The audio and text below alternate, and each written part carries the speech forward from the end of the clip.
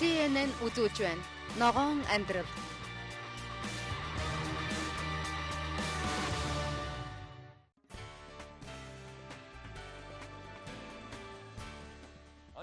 Намайг Филиппе Костау гэдэг.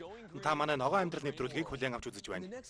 Та бүхэн надтай хамт аялж, динозавруудтай хамт амьдарч байсан сонирхолтой амьтадтай уулзаж танилцах болно. Аврах том далайн яст мэлхийн талаар нарийн мэдж явна. Мөн би гайхамшигтай нээлт хийх болно. Энэ бяцхан амьтны хардаа амьтан хамгаалагчтай хамтран ажиллаж маш чухал илгээмж. Эмчилгээний дараа далайн яст мэлхийг далайд нь тавих болно. Баяртай гэж хэлээрэй. Баяртай. Та бүхэн ч бас над шиг энэ гайхалтай амьтдыг хараад бишрэх байх. Мөн нарны зайгаар ажилладаг авраг усан онгоцтой танилцах болно. Дараа нь байгаль орчинд аюулгүй буюу байгалийн гаралтай бүтээгдэхүүнээр гоо сайхны бүтээгдэхүүн үйлдвэрлэдэг энэтхэгийн нэгэн компани зочлох болно. Сууга битгий солиорой.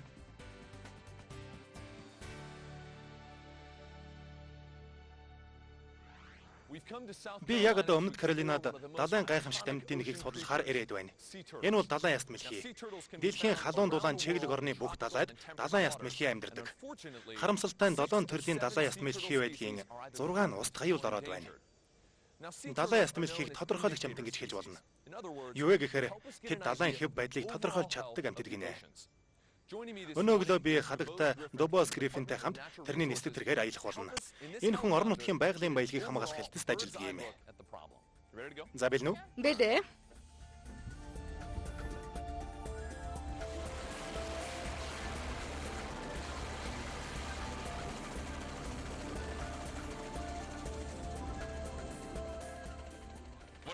Кэпарлын яг аль хэсгийг харж байна?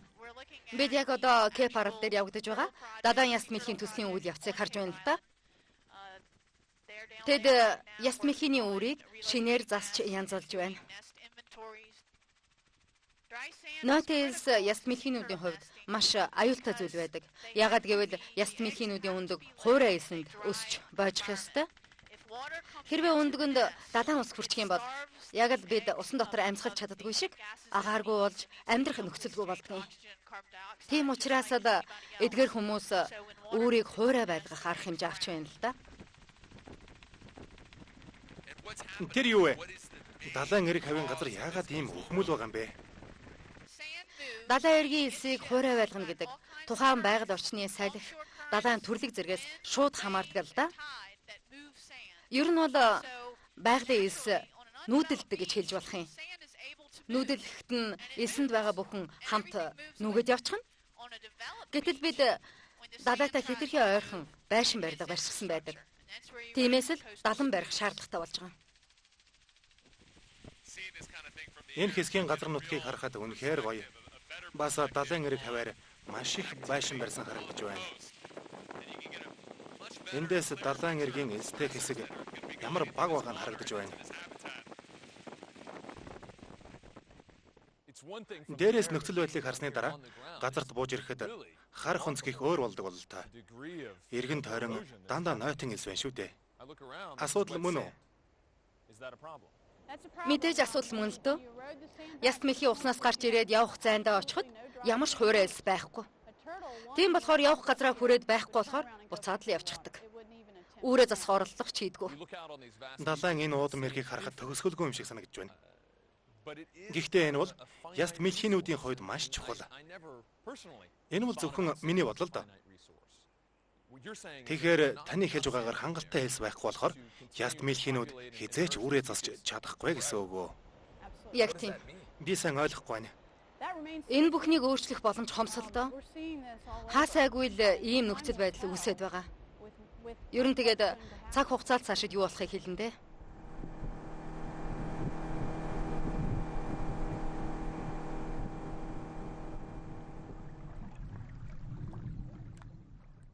Усаар явдаг хэрэгсэл гэхээр нэг иймэрхүү уламжилт завийг төсөөлдөг байх. Харин яг одоо та ганцхан нарны хүчээр ажиллан дэлхийг тойрж байгаа онгоцыг харах болно. Дэлхийд даяар аялж байгаа энэ онгоц Хонконгод ирээд байна. Гэрээсээ гараад нийт 35 мянган км зайг туулсан ч гэлээ зөвхөн нарны гэрлээр ажиллаж явжээ. Сонирхолтой хэлэхэд энэ бол дэлхийн хамгийн том нарны гэрлээр ажилладаг хөлөг онгоц байгаа юм. Дэлхийд даяар 18 сарын турш аялж яваа бөгөөд энэ удаа Хонконгод ирээд байгаа юм л да. Далайн давалгаа мөн энэ чимээ байхгүй бол өөр сонсогдох юм байхгүй. 31 метрийн урттай, 15 метрийн өргөнтэй энэ аварга онгоц 537 метр квадрат нарны завхраагаараар ажилладаг. Нартаа цэлмэг өдөр дунджаар 85 кВт цахилгаан гаргах чадaltaй ажээ. Энэ нь 127 морины хүчтэй тэнцэх юм. Энэхүү цахилгааны 95%-ийг далаад аялахад зарцуулдаг бол харин үлдсний нь аль болох шаардлагатай зүйлд буюу ариун цэврийн өрөөний ус татгаас эхлээд онгоц жолоодоход хэрэгэлдэг ажээ. Энэ хөлөг онгоц Хонконгийн хөл хөдлөө ихтэй Виктория эрэг дээр ихэд онцгой харагдаж байлаа. Нүүбээс гаргасан судалгаагаар далайн усан завны салбар дэлхий дээрх нийт хүлэмжийн 5% гаргадаг байна.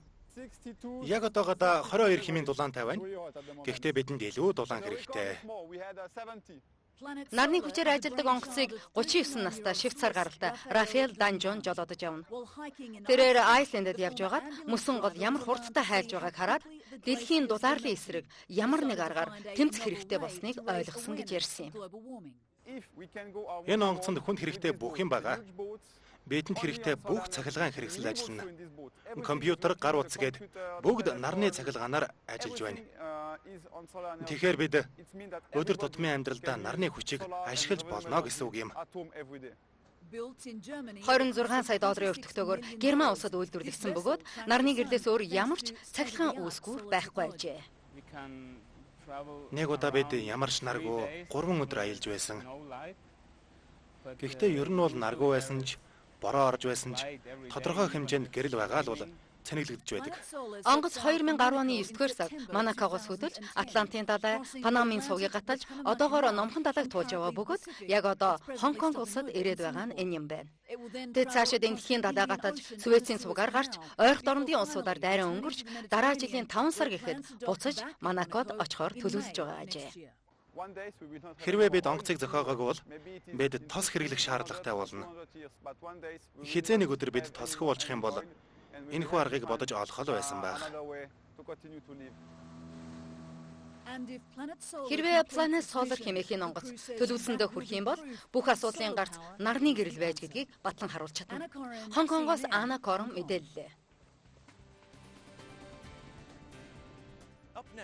Удахгүй бид энэ улсын хамгийн гайхалтай, хамгийн гэгээлэг, бас сонирхолтой ажилд оролцох болно.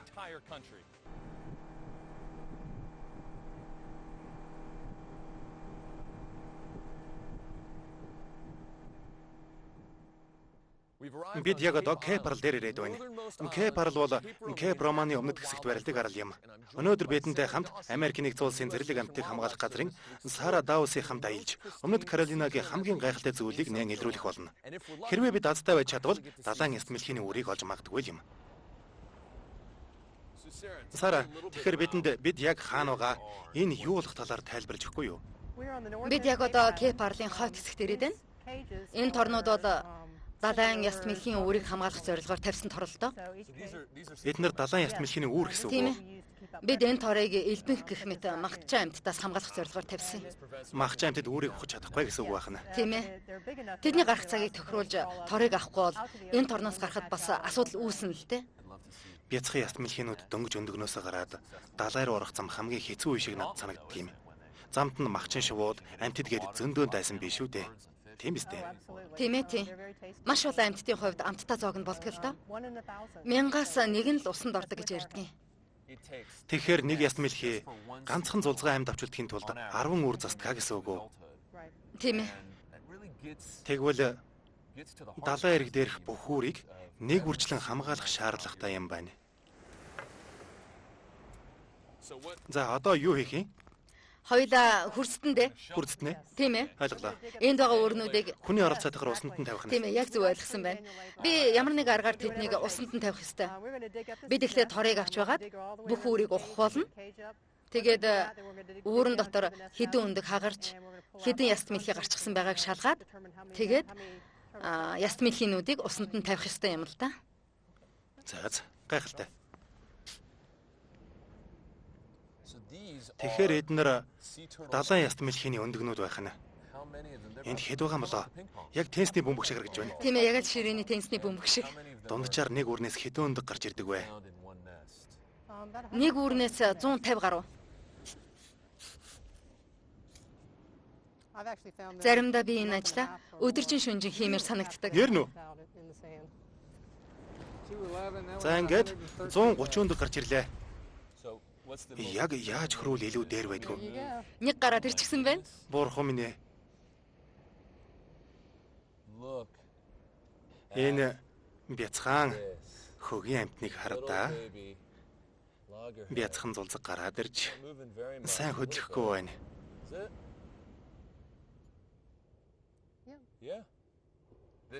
Миний хувьд бол маш гайхалтай зүйл болж байна. Таны хувьд бол байнга л хардаг байх л да. Өмнө нь далайн яст мэлхий харж байсан. Гэхдээ өөрөө өөрийн нухаж ингэж гаргаж авч байгаагүй юм байна. Энэ амьд байгаа. Ингээд дээрээ минь яаж мэдгийг мэдэхгүй юм. Ямар тач их сайхан байна. Амьдралдаа нэг удаа ч гэсэн бяцхан амьтанд амьдралын их болсон острон тавьж тус болох нь байх шүү дээ. Сэтгэл хөдөлж байна. Сая нилээд хэд хөдлөлөө. Хэрвээ энэ бяцхан амьтан адтай байвал Атлантын далайг гатлахтаа маш том болсон байх болно. Хэрвээ энэ бяцхан амьтан юм бол тэр дахин энэ далайн ирэг дээр эргэн ирж өндгөө гаргана шүү дээ. Тэглгүй яах вэ? Тэгэхээр шууд ус руу тавьчих юм уу? Энэ хэсэгт давалгаа их хүчтэй байна. Арай намуухан хэсэг рүү очицгоё. Одоо өөртөө явчихна.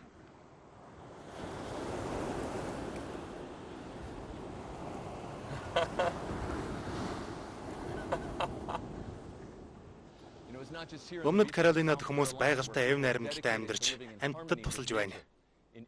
Харин энэтхэг улсад гоо сайхны бүтээгдэхүүнээ химийн бодисоос биш, харин байгалаас гаргаж авч байна. Энэтхэг улсын уул, ус цэцэг гэд тэр бүхэн нь гоо сайхны салбарын гол түүхийд болдгийм. Энд харагдаж байгаа цэцгийн дэлбэгээр нүүрний тос хийж байна. Дэлхийн 2000 жилийн өмнө ямар ч химийн бодисгүй байсан шүү дээ. Тэрээр өөрийн энэхүү бизнесийг энэтхэгийн ногоон хөдөлгөөн хэмээн нэрлэдэг байна. Энэтхэгийн уламжлалт эмчилгээний аргаар буюу байгалийн түүхий эдэг ашиглан бүх бүтээгдэхүүнээ хийдэг ажээ. Тэр ажлынхаа гарааг жижиг өрөөнөөс 1970-аад оны үед эхэлж байсан байна. Харин өнөөдөр дэлхийн 130-аад оронд бүтээгдэхүүнээ экспортлдог бөгөөд 400 гаруй салбартаа болон өргөжсөн байна. Би нэлээд олон томоохон сүүлчээ дэлгүүр дээр явж үзэхэд бүгд байгалийн гаралтай гоо сайхны бүтээгдэхүүн худалдаалж байсан. Тэр ч бүхэл бидэнд хамгийн ойр зах дээр хүртэл нэг бүтэн дангуу байгалийн гаралтай бүтээгдэхүүн өрөөстэй байна. Энэтхэг улсад байгалийн гаралтай гоо сайхны бүтээгдэхүүн хийх бизнес маш хурдтай хөгжиж байна. Саяхны нэг судалгаагаар энэтхэгт байгалийн гаралтай гоо сайхны бүтээгдэхүүний худалдаа химийн гаралтай бүтээгдэхүүнийхээс 5 дахин их байгаа ажээ. Яагаад гэвэл үйлчлүүлэгчид байгалийн гаралтай бүтээгдэхүүний чанар болоод үйлчилгээ нь илүү гэдгийг мэддэг болсон байна. Мөн тэд гараар хийсэн тансаг үнэртэй савн хүртэл хийж байна. Бид юун түрүүн хүмүүст химийн болон байгалийн бүтээгдэхүүний ялгааг сайн хэлж өгөх хэрэгтэй. Зөвхөн энэтхэгт ч биш. Дэлхийд даяар өөрчлөгдөж эхэлж байна шүү дээ. Тэрч бүхэл дэлхийд нэр хүнд бүхий компани болох Estée Lauder Forest Essential дэрж туршлага солилцсон байна. Бид чадах чинээгээр дэлхийн нэртэй брэндүүдэд өөрсдийн хийж байгаа санаагаа таниулахыг хичээж байгаа. Энэтхэг улсын олон жилийн туршид уламжлагдсан ирсэн гоо сайхны бүтээгдэхүүн одоо албан ёсоор шил хуванцар савн савлагдан худалдаанд гарч ихэсэнд ард иргэд ихэд цаашаа хүлээж авч байгаа ажээ. Нью Делигээс Малика Купор мэдээллээ. Том жижиг гэлтгүү хог хаягдал далайн яст мэлхийнд ямар их хор хөнөөл учруулж болохыг удахгүй үзэх болно.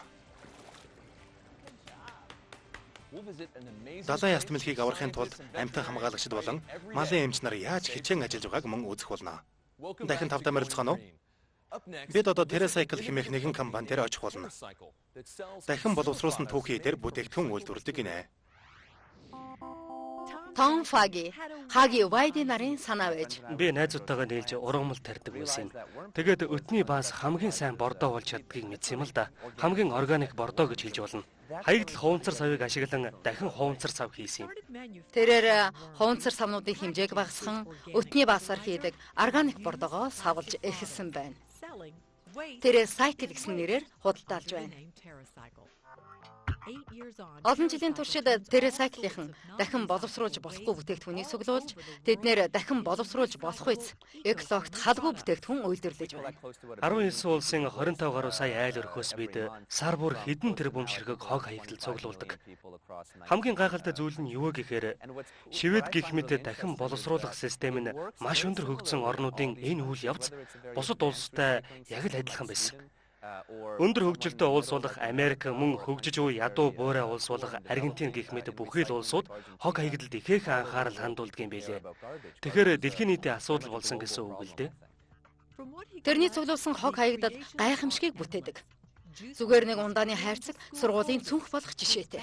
Шарсан төмсний савч бас гоо сайхны сав, хөгжмийн диффузер тэрч бүхэл тавилгач болно. Шведийн бүх кофений савны 6%, Английн нийт балны 2%-ийг бид авдаг. Заки чадхаараад олон хог хаягдал өнцөг болон бүрээс цуглуулж байна.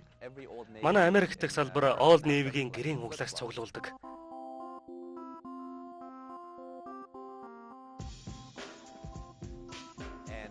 Бид энэ гэрээ углаачнуудаараа хүүхдийн тоглоом хийдэг юм л да. Тэрээр хуучин зүйлийг дахин ашиглаж, шинэ болгоход бидэнд ашиглаж болохгүй гэсэн түүхийд үнэхээр байдгүй гэж ярьж байна. Тэрч бүхэл хэрэгэлсэн жих, жажилсан бохи хүртэл ашиглаж байна. Бид Бразилаас зажилсан бохи цуглуулж бохоор хуванцар бүтээгдэхүүн үйлдвэрлэдэг.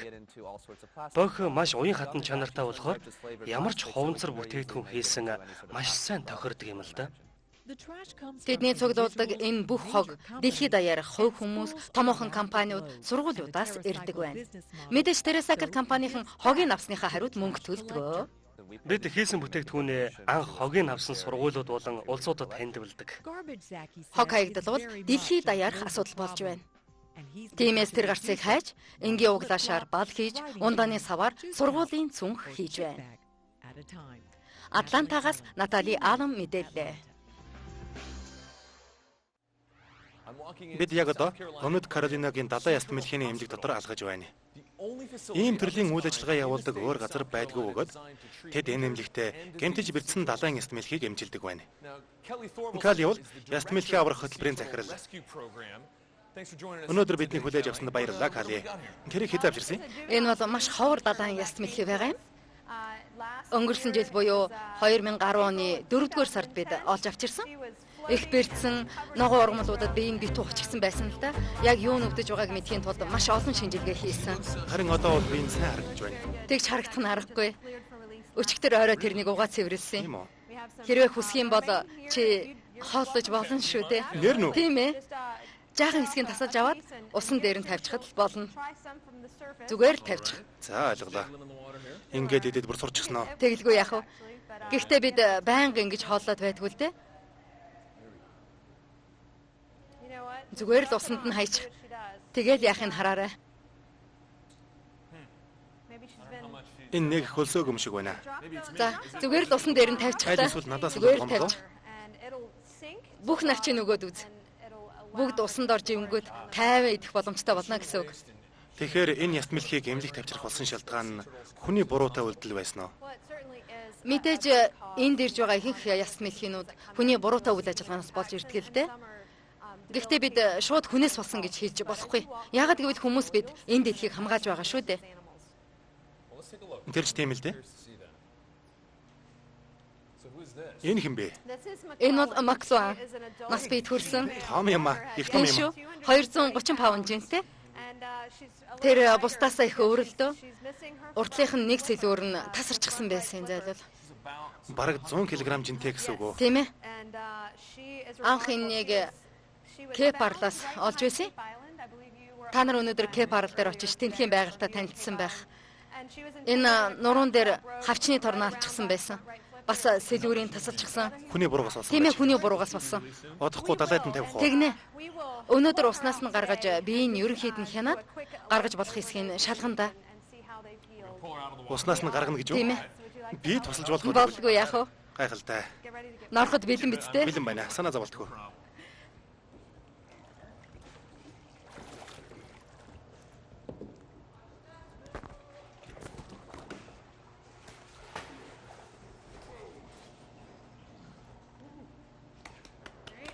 За жаахан нааш нь. За болж байна. Жаахан цааш нь түлхчих юм уу? За болж байна. Хавчны тор энэний урд талын сэлүүрнийх нь ясыг хугалчихсан байсан болохоор бид нар тасалж авахаас өөр аргагүй болсон л доо. Гэхдээ эмчилгээнээс хойш энэ маань их хурдан сайжирч байгаа. Ер нь бол амьтад маш гайхалтай хурдан идэгдгийн. Бидэн дээр ирснээсээ хойш энэ задгаа далаад ганц ч удаа гарч үзээгүй байгаа. Далайн яст мэлхийний 7 төрлийн 6 нуст хаюулд ороод байгаа гэх асуудал ганцхан эндхийн асуудал биш байх. Учир нь дэлхийд даяар яст мэлхий байгаа шүү дээ. Миний бодлоор энэ асуудал үнэхээр хурцтмал байдалд орж зөвхөн Америкийн өмнөд улсын асуудал биш, дэлхийд даяарх асуудал болсон шүү дээ. Хүмүүсийн буруутай үйл ажиллагаанаас болж яст мэлхийнүүд уст хаюулд орж байна. Далайн яст мэлхийнүүдийг далайн байдлыг тодорхойлогч гэдэг шүү дээ. Тийм шүү. Далайн яст мэлхийнүүдийг хамгаалахын тулд бид хамтарч ажиллах ёстой. Нэг далаагаас нөгөө далаа руу шилжүүлэн сууршуулах гэх мэтээр шилжин сууршуулах зам гаргадаг ч юм уу? Энэ амьтныг бид заавал хамгаалах ёстой. Энэ нэлээд дор орчихож. Энийг хардаа. Их тайван байгаа биз? Харалтаа. Үнэхээр тайван байна. За. Тийм байна. Энэ одоо зүг зүгээр болчихсон байна. Одоо яхав далайд нь тавих уу? Тэгнэ. Гэхдээ хид хідэн хүнтэй ярих хэрэгтэй. Каролинагийн байгаль хамгаалагчид мөн бусад албаны хүмүүс шалгуулад хэрвээ тэд болно гэвэл бид далаад нь тавих болно. Тэгэхээр бараг 5 дахь өдөр ирэхэд далаад нь буцаа тавих байх. Удахгүй байна.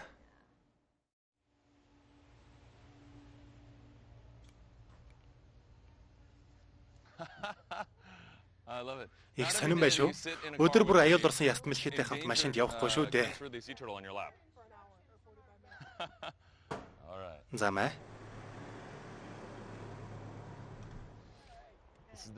Их чухал үйл ажиллагаа болох гэж байна. Одоо яст мэлхийг тавихад бэлдэж байна. Энэ гайхалтай үйл ажиллагааг үзэхээр маш олон хүмүүс цугласан байна. За, одоо ингээд гаргалаа. Тагийг авахгүй буулгачих. Аваад тийш нь буулгачих. За. Ингээд. За.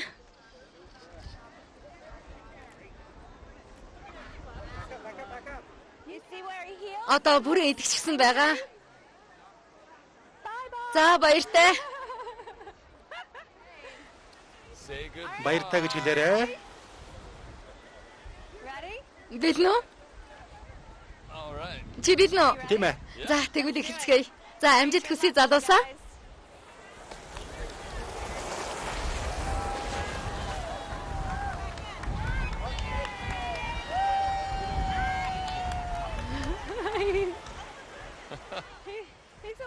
Өөрт нэг сонирн байх шиг байсан.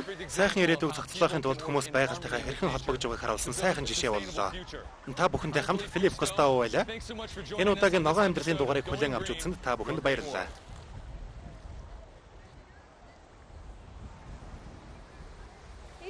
Ойр орчноо шалгаж явах шиг байна. Их гараанд гарахаас өмнө түр хүлээж байгаа юм байна да.